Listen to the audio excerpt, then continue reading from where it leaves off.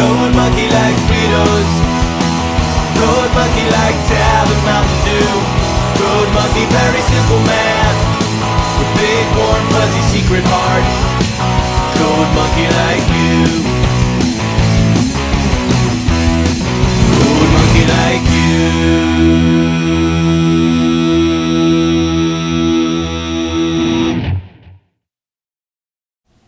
Hey Dino Dudes! What's going on? It's me, the Meteoraptor, and I'm back with another movie review.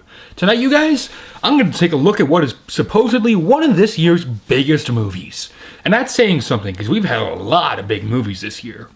And is easily one of the best movies this year. I'm talking, of course, about the 2016 sci-fi epic, Star Wars, Rogue One. Or Rogue One, a Star Wars story. You know what, for the sake of the review, I'm calling it Rogue One. Just go with it. So, yeah, I saw it the other day, and what did I think? Well, this is the 8th live-action Star Wars film. Out of all 8 movies, I know that there's also The Clone Wars, which I thought was a good movie, but spawned an amazing TV show, but I'll talk about that in a second. Out of all the movies, all the Star Wars movies, this is the best one. It is by far the best written, it is by far the best acted, best effects, best pretty much everything. And I'm not a huge fan of Star Wars to begin with. I love episodes 4, 5, and 6, and I love the Clone Wars, and I love Rebels, but episodes 1, 2, and 3 make it hard for me to say I'm a huge Star Wars fan, because those things were just terrible. And you can't deny it. Number 3 was actually okay, at least. I liked number 3, but the others, don't try and deny it. They were not good. So, Rogue One, I think what makes this movie work so well is its writing. Because, for once, we're not having a movie that's about the Jedi and the Sith. We're having a movie about a bunch of rebels. The rebels who end up stealing the plans to the Death Star, which leads to the events at the beginning of Episode 4. And that, to me, is an awesome idea, because we get to see what this war has done to planets. What it's like on both sides. You get to see characters struggling with their actions they've taken, either for the Empire or against it. In fact, really interestingly, and this is something I liked about Finn in Episode 7, we have characters on the Empire side who start to question what they do. Even a couple of them, one of them, kind of decides, I can't do this anymore, and he changes sides. He defects to the rebellion. In fact, he's the one who ends up giving the plans, like taking the plans with him, or at least trying to, before a bunch of stuff happens, and I'll cover that in a minute. Our characters? We have some really interesting characters. We have characters who I think are some of the most interesting characters that Star Wars has given us. We have our main character, Jed, I think was her name, and she's a pretty good character.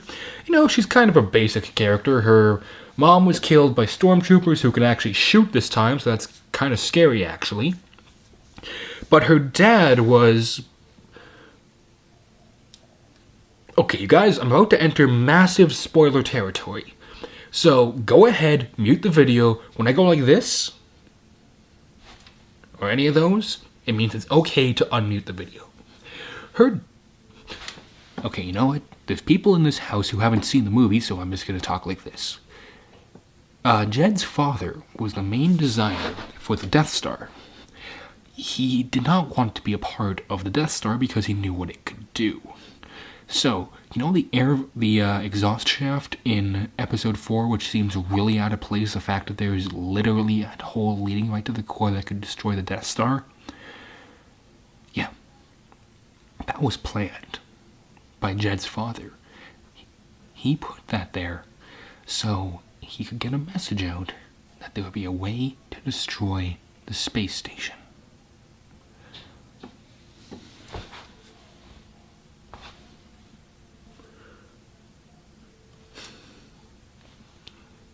We all good?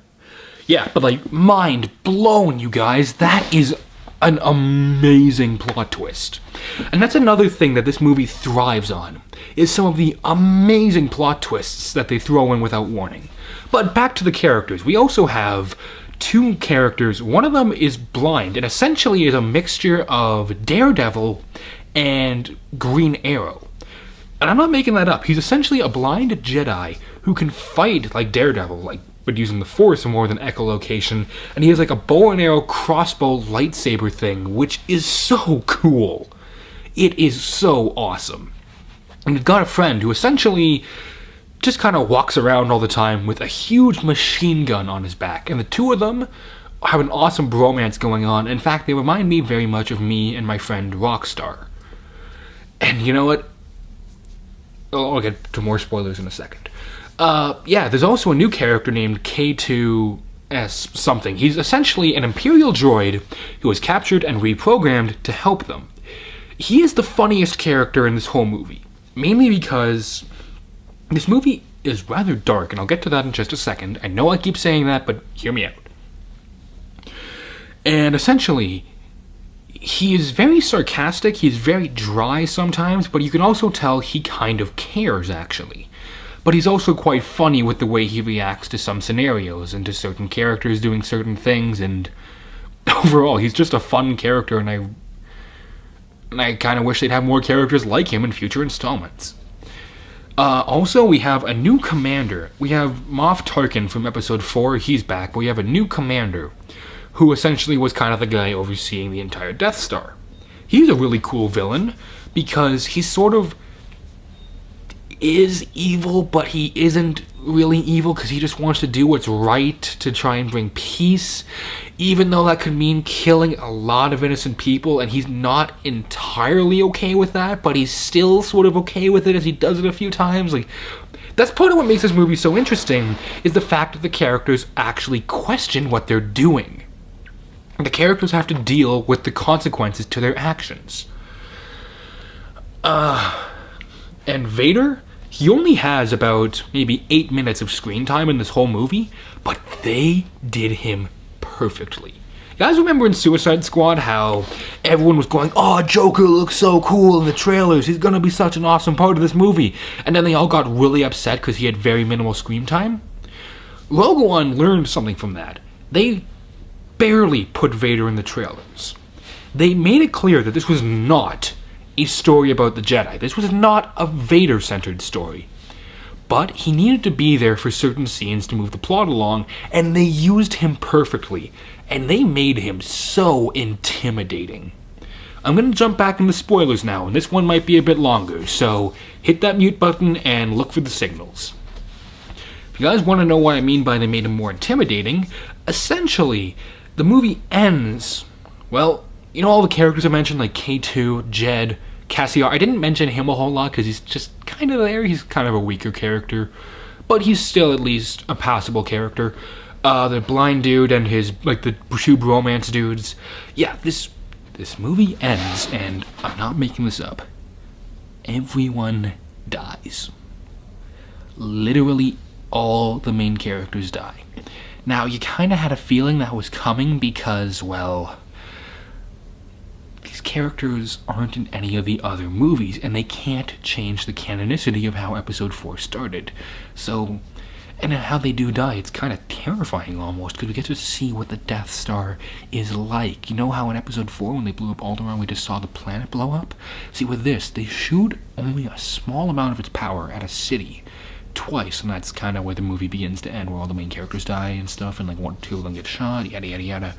But we get to see the whole city being torn apart and everyone running for it. It's truly terrifying, actually, because the two main characters, they just kind of hug each other as this huge wall of laser fire comes towards them. And then at the end, when Darth Vader's trying to get back the plans, he is just walking through, he grabs a guy, throws him into the ceiling, deflects 2 blaster shots, kills 2 guys, the guy from the ceiling comes down, Vader slices him clean in half, and then Vader goes up to a guy trying to open a door, stabs him through the back, and you see the lightsaber go through his chest, through the door, and Vader cuts the door in half with the dude still attached. That's dark. But also by far the best shot of the entire movie comes at the very end, when Vader is watching the rebel ship from the beginning of Episode 4 taking off. He's literally standing in outer space on a broken ship. His cape is flying and he's holding his lightsaber out to the side. Well, he's holding his lightsaber out to the side like that. Well, this is really inaccurate, but you guys get what I'm saying. And it looks so cool.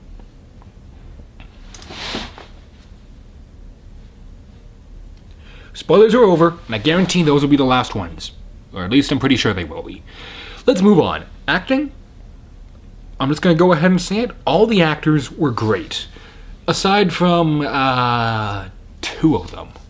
Forrest Whitaker, mainly because I'm not a huge fan of his work. He shows up, I forget his character's name because his character was pretty forgettable. In fact, just now am I remembering he was even there.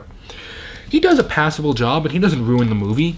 And the new commander, it's like Tekar or something? You guys know who I'm talking about. He's the dude dressed in white. He's a good actor, but a few times he has these really almost Shatner-like mood swings where he'll be very calm, and then he'll start freaking out, and he'll be really mad at everyone. And it's so jarring how it seems to happen with no real reason and no real purpose. But it doesn't happen that often, but it still does hinder the movie a little bit. Other than that, all the actors did amazing jobs. Moving on, special effects.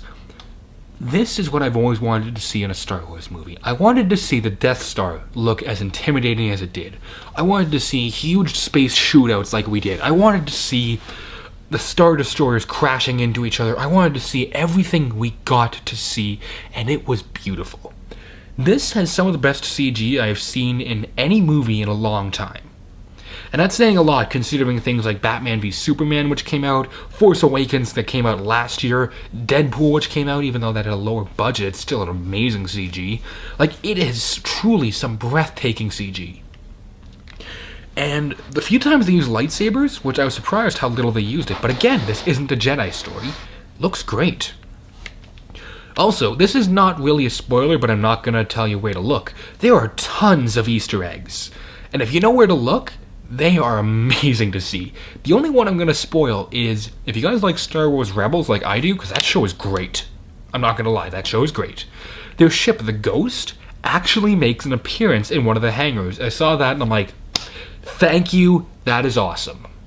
But yeah, music, it wasn't entirely John Williams this time. In fact, they didn't even use the classic Star Wars theme. They do a long time ago in a galaxy far, far away. It shows a little bit of action than the title, but there's no opening crawl or anything, and there's no over narration. But the music we do have is great. Granted, I'm not going to go by the soundtrack because really the only two songs there was 3 songs that were memorable from the original soundtracks, which was the opening theme, obviously, the Imperial March, and the Victory theme from Episode 6. Yeah, I actually liked that a lot. I found it really just a fun song.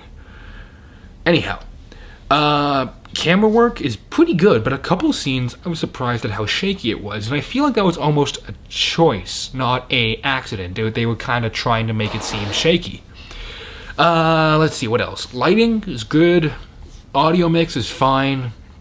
Overall, can I recommend Rogue One? Oh yeah. There's no denying it. 4 raptor claws out of 4. It's been a while, I think, since I've given anything 4 raptor claws. But this movie deserves it. As much as I loved Episode 7, it was Episode 4. You can't deny it. It had a lot of the same plot points. It was pretty much just a remake with some changes. This, most original story since Episode 6. Best movie in the Star Wars franchise since Episode 5, which was my favorite Star Wars movie until this one came along and went, you know what? We're gonna be better. It is actually better than Empire Strikes Back. Not by a whole lot. Sorry, I just had an itch on my leg. Not by a whole lot, and Empire Strikes Back is still a fantastic movie. Do not get me wrong. The original trilogy, glorious. I love them. But Rogue One, it is just so well made. You guys have to see it. Like, I haven't gotten around to seeing Doctor Strange or Fantastic Beasts yet. But if I had to tell you between any of those 3 which one to see in theaters, it is Rogue One. This is one of the best movies of the year, perhaps the second best, second only to Deadpool. And the only reason Deadpool is better because I waited so long to see that movie and they got so much right. And because I was such a big Deadpool fan to begin with, my expectations were already so high, and they even passed those. But yeah, going into this movie, I had expectations for it, but I did not expect them to blow it out of the water like this. You guys, fantastic movie across the board. I can't stop praising it. So you know what? Go see it, and until next time, you guys, this is the Media Raptor saying keep cool, and I will see all you dino dudes around. Later.